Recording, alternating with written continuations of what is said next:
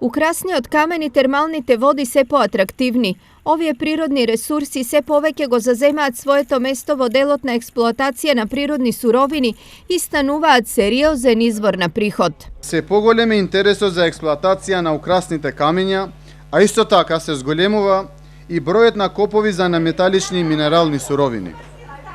Секако, вредни за споменување се и минералните, термоминералните и термалните води, кои во период на зголемено оранжериско производство и развој на бањанскиот туризам се поатрактивни за инвестирање. Ваквата состојба е особено евидентна во источниот регион, каде конкретно во Плачковичкиот и Осоговскиот дел има голем број на оѓалишта на украсен камен.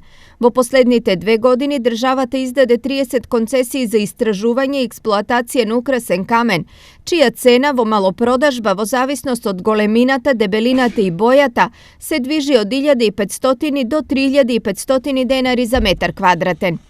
Иста е состојбата и со термалните води, кои се почест избор за загревање на оранжерии, па дури и училиште и институции.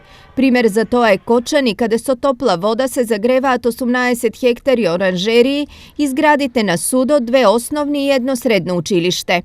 Во моментов водите од Кежовица се користат само за бањата и физикалната терапија, но наскоро тамо ќе се инвестира и во изградба на сместувачко-рекреативен центар. Парцелата за негова изградба е веќе продадена. Локацијата за хотел кај бања Кежовица, која е продадена за околу 3,8 милиони денари.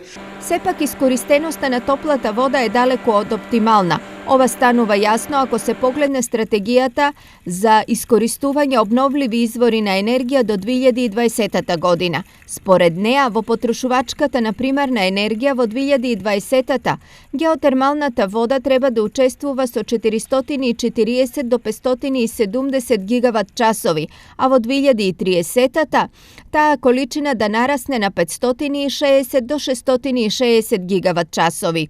Сега во крајната потрошувачка на финална енергија во земјава, геотермалната вода учествува со одвој 0,5%.